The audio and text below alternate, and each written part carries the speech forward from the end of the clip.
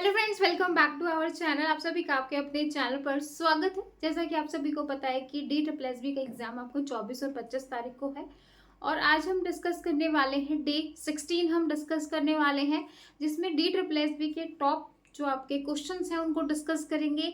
पूरी जो है उसके साथ मैंने क्वेश्चन बनाए हैं ताकि एग्जाम में आपको यहाँ से देखने को मिले।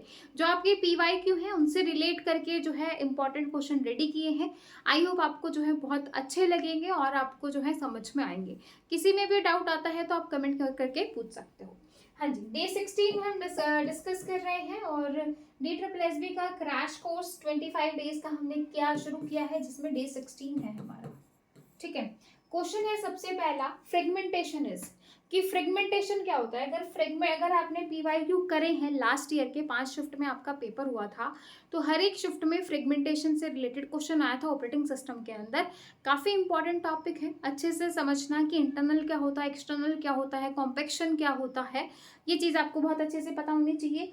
पेजिंग के अंदर जो है इंटरनल फ्रेगमेंटेशन होती है, एक्सटर्नल होती है। सेगमेंटेशन में क्या होता है, दोनों में डिफरेंस क्या होता है। एक आपका जो है ऑप्टिमल पेज रिप्लेसमेंट क्या होता है, पेज फॉल्ट क्या होता है, पेज हिट क्या होता है, वर्चुअल मेमोरी क्या होती है। ये जो कुछ चीजें हैं ये आपको बहुत अच्छे से पता होनी चाहिए। आपको यहाँ से क्वेश्चन मिलेगा, जरूर मिलेगा, है ना। तो पहला क्वेश्चन आपके सामने कि फ्रेगमेंटेशन, इसकी फ्रेगमेंटेशन होती क्या है। Dividing the secondary memory into equal size fragment, कि भाई ये जो है अभी आपकी सेकेंडरी मेमोरी है और मैं इसको इक्वल साइज में डिवाइड कर दूं। ठीक है, ये ऑप्शन बोल रहा है डिवाइडिंग द मेन मेमोरी, कि भाई मेन मेमोरी को इक्वल साइज में डिवाइड कर दे। तो यहाँ पे मुझे आप लोगों से पूछना है, क्योंकि भाई तैयारी तो आप लोगों ने कर लिया, क्योंकि लास्ट टाइम पे क्या है, क्वेश्चन ही तो करने हैं। लास्ट टाइम पे क्या करना है, क्वेश्चन करने हैं। तो मुझे बताना कि जब हम मेन मेमोरी को इक्वल पार्ट्स में डिवाइड करते हैं तो वो कौन सी मेमोरी होती है, और सेकेंडरी मेमोरी को जब इक्वल उसमें डिवाइड किया जाता है तो वो कौन सी मेमोरी होती है। लॉजिकल होती है, फिजिकल होती है, क्या होती है। ठीक है, सी ऑप्शन है fragments of memory words used in pages. ठीक है, और डी ऑप्शन है fragments of memory words unused in pages. ठीक है, तो यहाँ पे आपका आंसर हो जाएगा डी ऑप्शन। क्या हो जाएगा, डी ऑप्शन। ठीक है, अभी हम इसको थोड़ा सा डिटेल में डिस्कस करेंगे।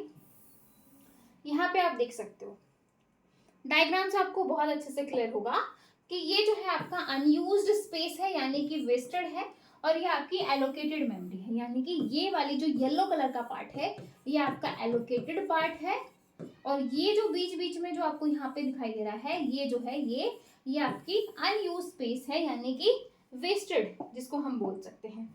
ठीक है, इसके बाद देखो म्यूचुअल जो एक्सक्लूजन प्रॉब्लम अक्कर, जो म्यूचुअल एक्सक्लूजन प्रॉब्लम है वो कब अक्कर होती है। म्यूचुअल एक्सक्लूजन प्रॉब्लम, अगर आपको ध्यान हो कि म्यूचुअल एक्सक्लूजन क्या होता है, जब आप दो रिसोर्सेज को आपस में शेयर करते हैं ना, जब दो रिसोर्सेज आपस में जो है कुछ शेयर कर रहे हैं तो वहां पे क्या अक्कर होता है, म्यूचुअल एक्सक्लूजन की प्रॉब्लम आती है। ठीक है, तो बिटवीन टू डिसजॉइंट प्रोसेस जो आपस में इंटरेक्ट ही नहीं कर रही, भाई जब वो आपस में इंटरेक्ट ही नहीं कर रही है, मैं इंडिपेंडेंट हूँ, आप इंडिपेंडेंट हो, आप जो है आप किसी के सहारे ही नहीं हो, आप जो भी काम कर रहे हो वो आप अपने जो है अकॉर्डिंग कर रहे हो, तो आपको क्या कोई प्रॉब्लम आएगी नहीं। जब प्रॉब्लम कब आती है, जब हम किसी दूसरे के ऊपर डिपेंडेंट होते हैं और वो आपको टालता रहता है, भाई आज नहीं कल पक्का करेंगे, आज नहीं कल पक्का करेंगे, जिससे आपको लगता है कि यार अगर मुझे आता होता तो मैं खुद ही ना कर लेता, जिसकी वजह से आपको जो है बहुत सारी प्रॉब्लम फेस करनी पड़ती है। ठीक है, तो जब हम इंटरेक्शन नहीं करते हैं ना तो वहां पे कोई प्रॉब्लम नहीं है, लेकिन जब वहां पे हम इंटरेक्शन किसी के ऊपर डिपेंडेंट हो जाते हैं, कुछ शेयर कर रहे हैं, तो वहां पे दिक्कत है। ठीक है, तो यानी कि प्रोसेस जो है जब शेयर करते हैं रिसोर्सेज को वहां पे प्रॉब्लम आती है म्यूचुअल एक्सक्लूजन की। बाकी जो है among process that do not use same resource, भाई सेम रिसोर्स को यूज नहीं करिए, ऐसा हो ही नहीं सकता, नन ऑफ द अबव। ठीक है, म्यूचुअल एक्सक्लूजन क्या होता है भाई, कोई बच्चा बताएगा और कहाँ पे आता है। यहाँ पे मैं एक क्वेश्चन आपसे पूछ लेती हूँ, बार बार क्वेश्चन आप लोगों से इसलिए पूछ रही हूँ ताकि आप क्लास देख के कमेंट करके आंसर जरूर दें, ताकि आपकी रिवीजन हो। ये रिवीजन है भाई, ये ऐसा नहीं है कि टाइम वेस्ट है। डेडलॉक होने के लिए, जब आपका डेडलॉक अकर होता है ना, क्या होता है, जब आपका डेडलॉक अकर होता है तो क्या होता है, डेडलॉक अकर होता है तो जो है 4 नेसेसरी कंडीशन होनी चाहिए डेडलॉक होने के लिए। ठीक है, तो वो 4 नेसेसरी कंडीशन आपको कमेंट सेक्शन में बतानी है कि कौन सी 4 नेसेसरी कंडीशन होंगी, प्लस आपको जो है कि कौन कौन से ऐसे मेथड हैं जिससे हम डेडलॉक को रिमूव कर सकते हैं। 4 मेथड हैं वो भी आपको कमेंट सेक्शन में बताने हैं। अगर याद नहीं है तो रिकॉल करो अपने माइंड में, ठीक है, क्योंकि भाई जो है सैटरडे एग्जाम है और आज है ट्यूसडे, है ना, ट्यूसडे है। नेक्स्ट क्वेश्चन है मैच लिस्ट 1 एंड 2, 1 और 2 को आपको मैच करना है एंड बताना है कि करेक्ट आंसर कौन सा है। देखो क्वेश्चन है आपका डिस्क शेड्यूलिंग, डिस्क शेड्यूलिंग कहाँ पे होती है, बैच प्रोसेसिंग कहाँ पे होती है, टाइम शेयरिंग हम कहाँ पे करते हैं, इंटरप्ट प्रोसेस कहाँ पे होता है। डिस्क शेड्यूलिंग, डिस्क शेड्यूलिंग में कौन कौन से आते हैं भाई, कौन कौन से एल्गोरिथम आते हैं, फीफो शॉर्टेस्ट वाला आता है, स्कैन आता है, सी स्कैन आता है, ठीक है। और बैच में, बैच आपका कहाँ पे, बैच आपका कैसा होता है, लीफो होता है, फीफो होता है। टाइम शेयरिंग, टाइम शेयरिंग आपकी कहाँ पे आ जाएगी, राउंड रोबिन में आ जाएगी। इंटरप्ट आपका कैसा होगा, लीफो होगा या फीफो होगा, तो इंटरप्ट आपका लीफो हो जाएगा और डिस्क बैच आपका क्या हो जाएगा, फीफो, है ना। तो फर्स्ट का सेकंड, सेकंड का फोर्थ, और टाइम शेयरिंग का राउंड रोबिन और इंटरप्ट का थर्ड। तो यानी कि सी ऑप्शन, सॉरी हाँ 3 ही ऑप्शन है, तीसरी ऑप्शन आपका यहाँ पे सही होगा, ठीक है। तो राउंड रोबिन को हम time sharing disk scheduling algorithm भी कहते हैं, जो टोटल सीक टाइम को, यानी कि एक तरीके से रिस्पांस टाइम बहुत अच्छा होता है। अब देखो क्वेश्चन आ ही गया है तो एक क्वेश्चन आपसे पूछ ही लिया जाए कि जब हम राउंड रोबिन शेड्यूलिंग का टाइम बढ़ा देते हैं, है ना, क्योंकि भाई हर एक प्रोसेस को इक्वल इक्वल टाइम दिया जाता है, तो अगर उसका टाइम बढ़ा दिया जाए तो वो कौन से एल्गोरिथम जैसे बिहेव करता है, ये आपको कमेंट सेक्शन में बताना है। प्लस जो आपका फर्स्ट फ्रॉम फर्स्ट सब एल्गोरिथम होता है तो वहां पे कौन सी प्रॉब्लम अक्कर होती है। एंड थर्ड क्वेश्चन जो आपको बताना है, फर्स्ट इन फर्स्ट आउट में कौन सी प्रॉब्लम आती है, यानी कि हाँ अगर मैंने आगे बोल दिया प्रॉब्लम तो फिर आप वो हो जाओगे, ठीक है। हम पेज रिप्लेसमेंट एल्गोरिथम की बात कर रहे हो, पेज रिप्लेसमेंट एल्गोरिथम में जो आपका फर्स्ट इन फर्स्ट आउट होता है वहां पे कौन सी प्रॉब्लम अक्कर होती है, और जो आपके शेड्यूलिंग एल्गोरिथम होते हैं जो फर्स्ट कम फर्स्ट सर्व होता है वहां पे कौन सी प्रॉब्लम आती है, कमेंट सेक्शन में बताना है, ठीक है। नेक्स्ट क्वेश्चन है bootstrap loader is always stored. ये बूटस्ट्रैप लोडर जो है, बूटस्ट्रैप लोडर क्या होता है कि जब आपका, जब हम स्टार्टिंग में बूटिंग करते हैं ना तो वो कहाँ पे स्टोर होता है, तो यहाँ पे ज्यादातर बच्चों को लगता है कि रैम में होता है, रैम में नहीं होता, रोम में होता है, ठीक है। तो ये जो बूटिंग करते हैं वो होती है एक आपकी कोल्ड बूट होती है, एक होती है वार्म बूट। ये जब आप फ्रेश अपने कंप्यूटर को स्टार्ट कर रहे हो तब, और जब आप रीस्टार्ट करते हो तो वो आप वार्म बूटिंग में आ जाता है, ठीक है। आगे देखो, ये आ जाएगा आपका पूरा। आगे देखो next question, job are assumed to have arrived at time 0 and in order PQRST calculate the departure time for job P if scheduling is round robin with time slice of 1। क्या बोल रहा है कि भाई आपको जो है पी का टाइम बताना है, अगर टाइम स्लाइस जो है वो आपको 1 1 दे रखा है, यानी कि हर एक प्रोसेस को खत्म होने के लिए एक एक जो है मतलब आपको हर एक प्रोसेस को 1 1 टाइम दिया जाएगा, ठीक है। कल जो मैंने आपको क्वेश्चन करवाए थे वहां पे दिक्कत ये आ रही थी, बच्चों को लग रहा था कि स्पीड बहुत ज़्यादा है, कि भाई मैडम तो बहुत फास्ट बोल रही हैं, क्योंकि वो लैपटॉप पे पढ़ाना होता है। तो मुझे ऐसा लगता है कि आप लोगों का लास्ट टाइम है तो टाइम वेस्ट ना हो, लेकिन फिर मुझे लगा कि नहीं, समझाना बहुत ज़रूरी है, इसलिए फिर मैंने आज सोचा कि पैनल पर प्रॉपर आपको समझा के जो है अच्छे से जो है चीज़ें आपको समझ में आए, ठीक है। आई होप आपको आज की जो स्पीड है, जो मैं आज आपको पढ़ा रही हूँ, वो आपको स्पीड अच्छी लगेगी। अगर लगे तो मुझे एक बार बता देना, ठीक है। हाँ जी, पी का जो है आपको बताना है, तो यहाँ पे हम बना लेते हैं गैंट चार्ट, जिसको हम जी और सी से डिनोट कर रहे हैं। सबसे पहले प्रोसेस पी आई, तो पी को मैंने 0 से 1 जो है किया, अब इसका टाइम जो है वो 3 रह गया।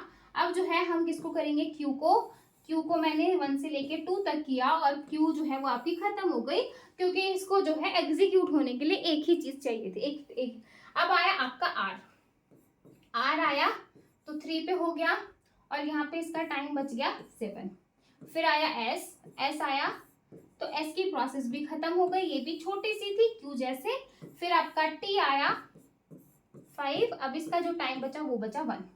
अब हम चलते हैं जो है पी की तरफ, पी जो है वो 6, और अब यहाँ पे इसका टाइम बच गया 2, ठीक है। अब आर, क्योंकि क्यू तो खत्म हो गई है, इसको मैं आगे तक बढ़ा देती हूँ। फिर आया आपका आर 7, और यहाँ पे बच गया 6। ठीक है भाई, ठीक है। फिर हम टी की बात करेंगे। टी को मैंने किया 8 पे, आपका टी खत्म हो गया, ठीक है। अब आपकी दो ही प्रोसेस बची हैं, दो ही प्रोसेस बची हैं, पी और आर, ठीक है। अब अगेन पी को करेंगे एग्जीक्यूट। ये तो ये हाँ टी वाला वन है भाई, टी वाला वन है, ठीक है। पी आया 9 पे, अब यहाँ पे बचा 1, ठीक है भाई। अब आर को एग्जीक्यूट करेंगे 10, ठीक है। अब यहाँ पे ये 5 रह गया। फिर वापस से करेंगे पी को, और आपकी पी प्रोसेस भी यहाँ पे खत्म हो गई, पी प्रोसेस भी यहाँ पे खत्म हो गई। अब जो है कोई प्रोसेस नहीं बची, आर आर प्रोसेस बची है, तो सारा टाइम आर को ही देंगे। आप किस किस को इक्वल टाइम दे, तो अब लास्ट में आर 11 में 5 जोड़ दो, 16 पे आपकी आर खत्म हो जाएगी। तो यही पूछा था कि जो पी प्रोसेस है उसका कंप्लीशन टाइम बताना था, कि पी प्रोसेस आपकी कब कंप्लीट हुई है। तो यहाँ पे आपको दिखाई दे रहा होगा 11 पे जो है वो आपकी पी प्रोसेस खत्म हो गई। आप देख सकते हो पहले सबको 1 1 1 1 टाइम दिया, जो प्रोसेस खत्म होती है उसको साइड करते गए, और ऐसे करते करते पी जो है वो 11 पे खत्म हुई, और टोटल जो आपका आर था वो 16 पे, ठीक है। क्यू जो था वो आपका 2 पे फिनिश हो गया था। इस तरीके से आपको निकालना था। इसमें आपको ना कोई वेटिंग टाइम कैलकुलेट करना था, ना ही टर्न अराउंड टाइम कैलकुलेट करना था। तो यहाँ पे आपका आंसर हो गया 11, ठीक है। आई होप आपको समझ में आ गया होगा। डाउट हो तो आप मुझसे पूछ लेना। नेक्स्ट क्वेश्चन है नेटलो का, suppose we have system in which process is in hold and wait condition, कि भाई प्रोसेस जो है जिसमें आपकी होल्ड एंड वेट की कंडीशन है। कैसे कि भाई होल्ड कर रखे और वेट भी कर रहा है, कि भाई मैंने इस रिसोर्सेज को क्या कर लिया, होल्ड कर लिया, ठीक है। मैंने इस रिसोर्स को क्या किया, होल्ड किया, लेकिन मैं किसी और रिसोर्स का वेट कर रहा हूँ, क्योंकि मेरा एक रिसोर्स से काम नहीं चलेगा, है ना। कि जैसे सपोज आपको जो है क्या करना है, आपको करना है ड्राइंग करनी है, ठीक है। अब आपको ड्राइंग करनी है तो आपके उसके लिए जो है बुक चाहिए, और आपको जो है कलर चाहिए, ये सारी चीज़ें चाहिए। अब सपोज ना आपके पास बुक है ना आपके पास कलर है, लेकिन आप अपनी बहन के जो है कलर उठा के ले आए, यानी कि वो रिसोर्सेज हो गए ना, आप उनके कलर उठा के ले आए। जब आप उसके कलर उठा के लाए तो भाई आपने उसके कलर को रोक के रख लिया, यानी कि होल्ड कर लिया, है ना। लेकिन आपको एक चीज़ और चाहिए कलर करने के लिए, दैट इज बुक, है ना, कलर बुक या फिर नॉर्मल बुक, लेकिन वो आपके पास नहीं है। तो जब तक आपको बुक नहीं मिलेगी तब तक आप कलर नहीं कर पाओगे। लेकिन आपकी सिस्टर के पास बुक थी, अगर उसको आप दे देते तो उसका काम खत्म हो जाता। मे बी काम खत्म होने के बाद वो आपको दोनों चीज़ें दे देती, है ना। तो वही चीज़ें जो है जो हमारे साथ रियल लाइफ में होती है वही यहाँ पे कंप्यूटर के साथ अंदर चलती रहती है, ठीक है। तो रिक्वेस्ट ऑल रिसोर्सेज इनिशियली, तो हम क्या करेंगे, सारे के सारे रिक्वेस्ट को इनिशियल रिक्वेस्ट करेंगे। नेक्स्ट क्वेश्चन है डिस्क शेड्यूलिंग इन्वॉल्व डिसाइडिंग, क्या डिसाइड कर रहा है, which disk should be access next, कि भाई किसको जो है नेक्स्ट जो है किसको असेस करना है। Order in which disk access request must be serviced, कि भाई जो है रिक्वेस्ट हमें किसकी करनी है और किसको हमें सर्विस करना है, वो ऑर्डर पे डिपेंड करता है। डिस्क शेड्यूलिंग एल्गोरिथम आपका कौन सा है, फर्स्ट कम है, शॉर्टेस्ट है, किस तरीके से है। तो फर्स्ट कम है तो जो पहले आएगा उसको कर देंगे, शॉर्टेस्ट है तो जो सबसे नियर बाई होगा, जो सबसे छोटा होगा उसको कर देंगे, इस तरीके से करेंगे, ठीक है। नेक्स्ट क्वेश्चन है आपका round robin CPU scheduling algorithm as the time quantum is increased, अगर टाइम क्वांटम इंक्रीज हो जाए तो एवरेज टर्न अराउंड टाइम क्या होगा, मतलब क्या एवरेज टर्न अराउंड टाइम आपका कम हो जाएगा, ज्यादा हो जाएगा। ये क्वेश्चन आपका जो है यूजीसी नेट 2012 में भी आया था, इंपॉर्टेंट क्वेश्चन है कि राउंड रोबिन शेड्यूलिंग का अगर मैं टाइम क्वांटम इंक्रीज कर दूं, मैंने अभी आपसे पूछा भी था कि राउंड रोबिन शेड्यूलिंग का टाइम क्वांटम इंक्रीज कर दे तो कौन सी एल्गोरिथम जैसे बिहेव करेगा, ठीक है। तो क्या हो जाएगा, आपका बढ़ेगा, घटेगा, हर बार एक जैसा रहेगा यानी कि कांस्टेंट होगा, या फिर वेरीज इरेगुलरली यानी कि वो घटता बढ़ता दोनों रहेगा। तो आपका आंसर हो जाएगा यहाँ पे डी ऑप्शन। नेक्स्ट क्वेश्चन है which of the following algorithm CPU bound processes, round robin, first come first serve, mutual जो है multi level feedback queue, first only, second only, first and second, first and third, ठीक है। क्या बोल रहा है कि which of the following algorithm favour CPU bound process, है ना। तो उसके लिए हम कौन सा एल्गोरिथम यूज करेंगे, फर्स्ट कम फर्स्ट सर्व,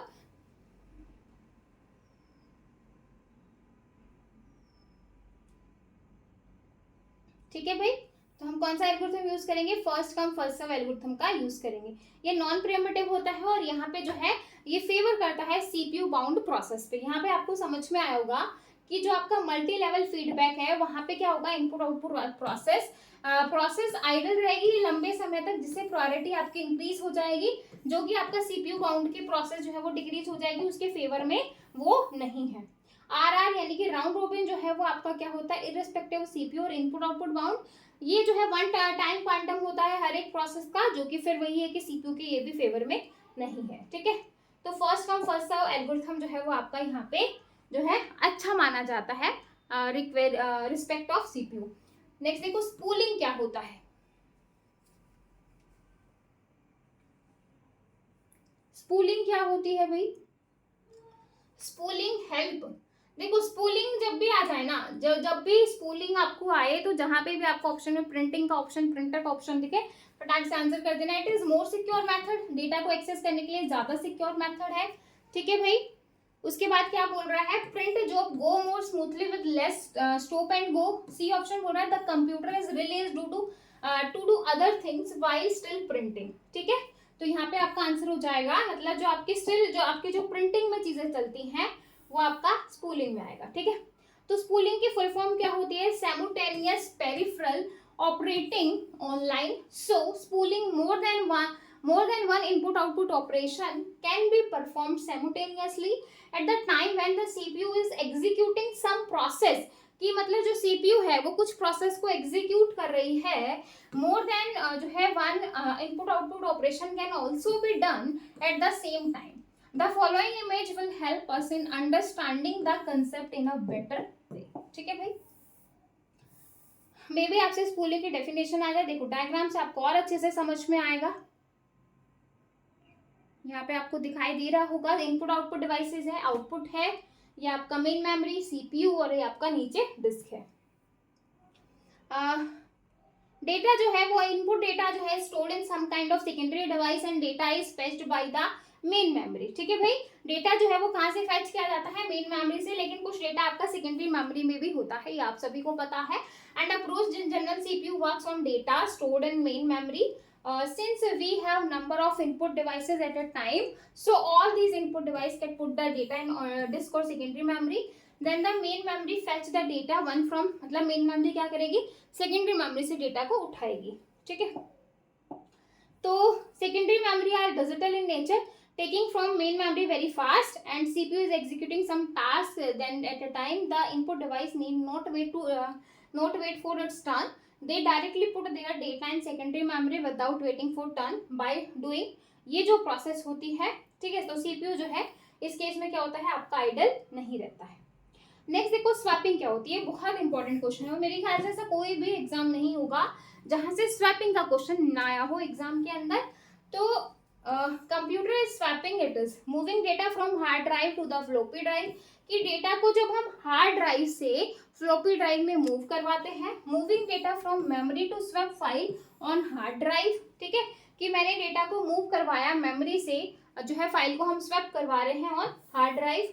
ठीक है, तो आपका आंसर हो जाएगा यहाँ पे कि मेमोरी से हम हार्ड ड्राइव में डेटा को स्वैप करवा रहे हैं। ठीक है, नेक्स्ट क्वेश्चन देखो, इंटरप्ट हैंडलर, कि इंटरप्ट हैंडलर क्या होता है।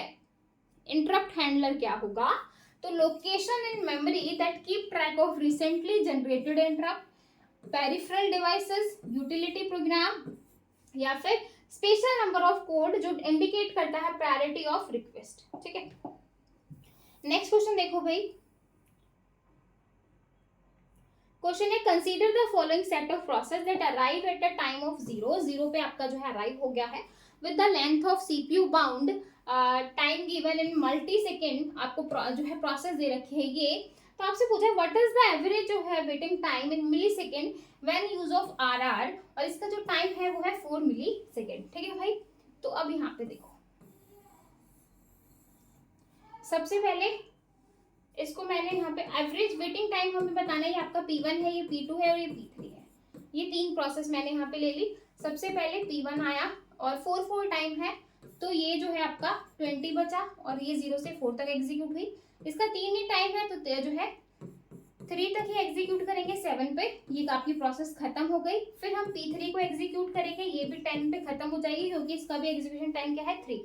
ठीक है, अब आपकी क्या P1 प्रोसेस एग्जीक्यूट होगी, कब तक होगी, 20 और ऐड कर दीजिए, दैट इज 30 तक।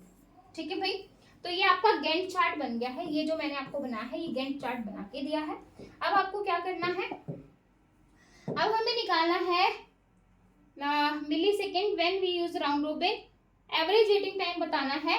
तो AWT कैसे हो जाएगा, सबसे पहले कंप्लीट टाइम निकालेंगे। कंप्लीट टाइम P1 का क्या है, P1 का है 30, P2 का क्या है 7 और P3 का क्या है 10।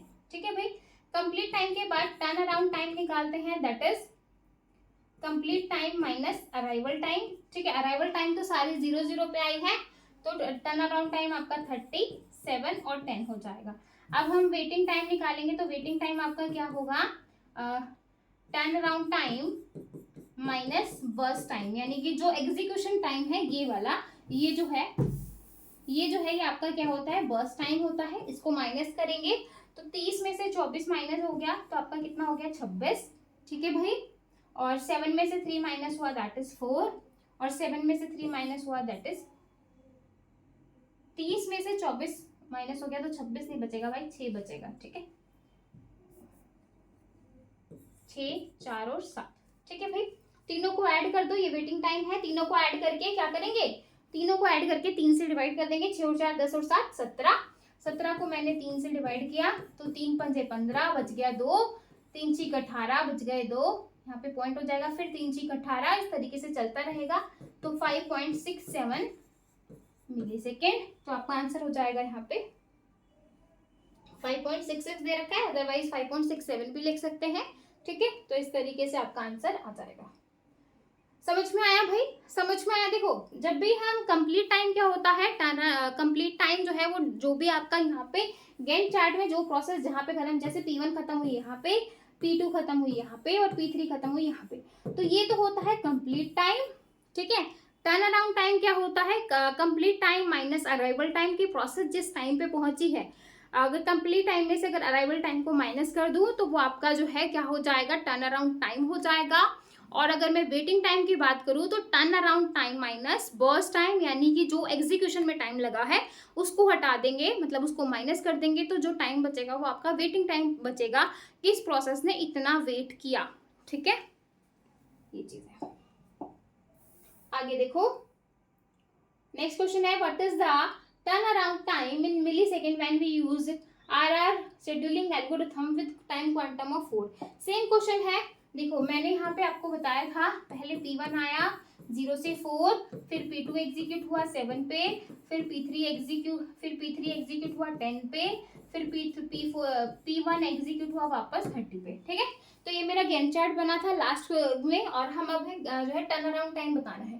तो कंप्लीट टाइम यहाँ पे क्या था, कंप्लीट टाइम था मेरा 30, 7 और 10, ये थी P1, P2, P3। Turn around time, arrival time, क्योंकि अराइवल टाइम सबका 0 है तो टर्न अराउंड टाइम भी सेम हो जाएगा। सबको ऐड कर दो, 30 और 10 40, 47 को 3 से डिवाइड करेंगे, 3 एकम 3, बच गए 17, 3 पंजे 15, बच गए 2, 3 6 18। ठीक है, और 3 6 18, तो 15.66 या फिर 15.67, जो ऑप्शन में उसके अकॉर्डिंग जाओगे तो 15.66, तो आंसर हो जाएगा आपका सी ऑप्शन। ठीक है भाई, आगे देखो, बूलियन एक्सप्रेशन दे रखा है कि भाई a प्लस बी सी किसके बराबर होता है। कुछ नहीं करना, एक बार a को इसके साथ ले लो, एक बार a को c के साथ ले लो, तो a प्लस बी और a प्लस सी इसके बराबर आ जाएगा। आप इसको सॉल्व भी करना चाहो तो क्या हो जाएगा, a डॉट a जमा में a सी जमा में a b जमा में b सी। ठीक है, अब यहाँ से अब a तो a ही हो जाएगा, तो यहाँ से a कॉमन लेंगे तो 1 प्लस में c जमा में ए बी जमा में बी सी। अब यहाँ से a बच गया तो a जमा में ए बी जमा में बी सी। अगेन यहाँ से a कॉमन लेंगे तो 1 जमा में b, 1 में कुछ भी ऐड करो 1 ही बनेगा, जमा में बी सी। तो यहाँ से आपको क्या मिल गया, a जमा में बी सी। यानी कि इसको आप सॉल्व करोगे तो यही आएगा, तो आपका आंसर हो जाएगा बी ऑप्शन। ठीक है, नेक्स्ट क्वेश्चन देखो, the main advantage of CMOS, main जो आपको बताना है एडवांटेज बतानी है CMOS as compared to TTL, है ना। आपको एडवांटेज बताने हैं कि क्या होगा, lower power consumption and better noise margin. ठीक है, कि इसमें क्या होता है, लोअर पावर कंजप्शन होता है और बेटर नॉइज मार्जिन होगा, तो आंसर हो जाएगा आपका ए ऑप्शन। ठीक है, तो मेन एडवांटेज क्या होती है CMOS as compared to TTL, TTL से जब हम सीमोस को जो है कंपेयर करते हैं तो इसमें लोअर कंजप्शन और बेटर नॉइज मार्जिन होता है, और no direct conducting path for VDD to ground in either of input condition and due to longer rise of old time. ठीक है, जो टीटीएल होता है ट्रांजिस्टर लॉजिक होता है, और ये digital logic design to bipolar transistor के लिए डिजाइन किया जाता है, डायरेक्ट जो है करंट, और ये जो है आपका क्या होता है, कॉम्प्लीमेंट्री मेटल ऑक्साइड सेमीकंडक्टर होता है। ठीक है, जो स्मॉल अमाउंट ऑफ मेमोरी हम यूज करते हैं motherboard and store the BIOS setting.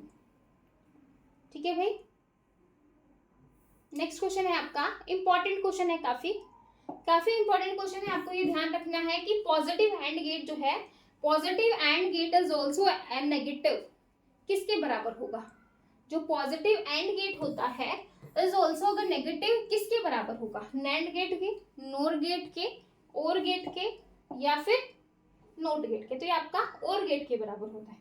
आपको देखो याद रखना है, ये देखो ये सारे हैं, अगर एग्जाम में और का आ जाए, एंड का आ जाए, जो भी आ जाए आपको ध्यान रखना है।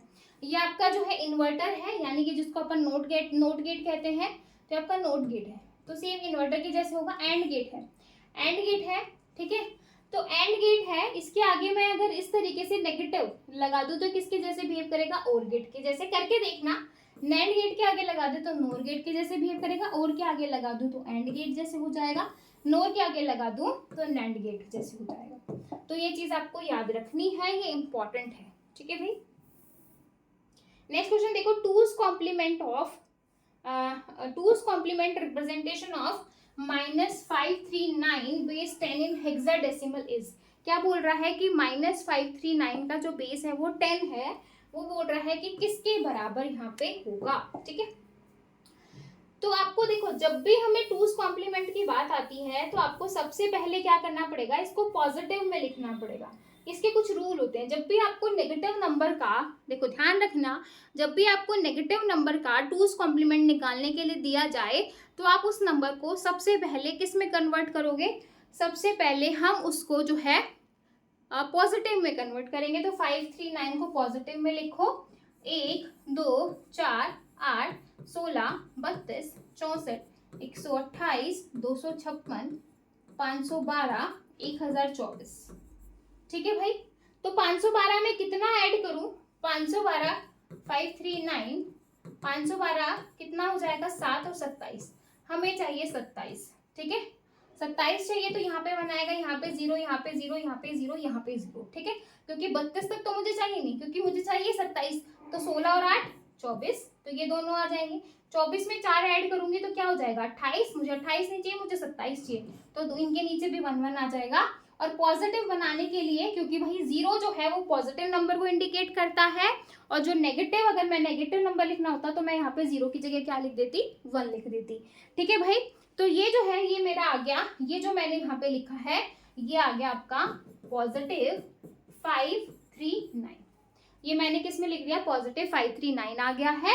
अब मुझे क्या करना है, अब मुझे इसका टूज कॉम्प्लीमेंट निकालना है, तो 1 0 1 0 0 1 1 1 1 0 1। ठीक है भाई, तो ये इसका जो है टूज कॉम्प्लीमेंट आ गया है। अब हम क्या करेंगे, 4 4 के पेयर बनाएंगे, ये 4 का पेयर, ये 4 का पेयर, और ये 4 का पेयर।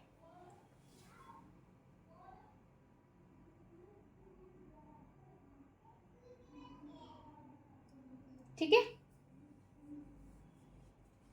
सॉरी, लास्ट में जितने भी आएंगे, क्योंकि नेगेटिव नंबर है तो लास्ट में जितनी भी 0 आएंगे वो सबका हम क्या करेंगे, जो है 1 1 ही लेंगे। हम लास्ट में 0 नहीं लगाएंगे, हम 1 1 लगाएंगे, क्योंकि हम क्या करें, टूज कॉम्प्लीमेंट में 0 का क्या हो जाता है, 1 बन जाता है। ठीक है, तो ये हो गया 5।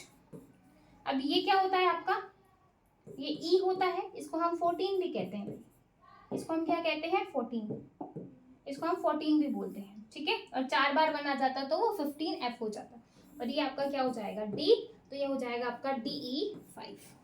अब कई बच्चे सोचेंगे मैम ने जो है 0 हटा के 1 क्यों लगा दिया। देखो भाई, मैंने आपको बोला कि पॉजिटिव नंबर लिखने के लिए हमने क्या लिया था, यहाँ पे जो है 0 लिया था। अब 0 का क्या कन्वर्ट हुआ 1, क्योंकि भाई मैंने जो है 2's कॉम्प्लीमेंट लिया। अब 1 हुआ तो पीछे भाई पॉजिटिव है तो सारी 0 ही तो होंगी, 0 होंगी, तो इसलिए जो है जब इसका जो है कॉम्प्लीमेंट हो जाएगा तो ये पीछे 0 का क्या बन जाएगा, 1 बन जाएगा, ठीक है। तो ये आपका आंसर हो जाएगा DE5। आगे देखो, a device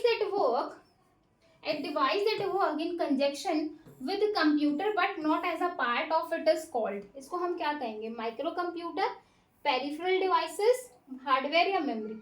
डिवाइस जो वर्क करता है कंजक्शन जो है एज ए कंप्यूटर, लेकिन पार्ट नहीं होता, मतलब कंप्यूटर का पार्ट नहीं होता लेकिन कंजक्शन जैसे काम करता है, वो आपके पेरिफेरल यानी कि इनपुट आउटपुट डिवाइसेस होते हैं। तो यहाँ पे आपका आंसर हो जाएगा बी ऑप्शन। आगे देखो, लास्ट क्वेश्चन है, ठीक है। बाकी ये क्वेश्चन हम नेक्स्ट क्लास में कवर करेंगे। Which of the following is stumped as a minimum error code, कि मिनिमम एरर कोड आपका कौन सा होता है। मिनिमम एरर कोड पूछे या फिर आपसे जो है कि के मैप में कौन सी किसकी कोडिंग यूज की जाती है, तो वो सारा जो है वो आपका क्या होता है, ग्रे कोड होता है, ठीक है। कौन सा कोड हो जाएगा, ग्रे कोड।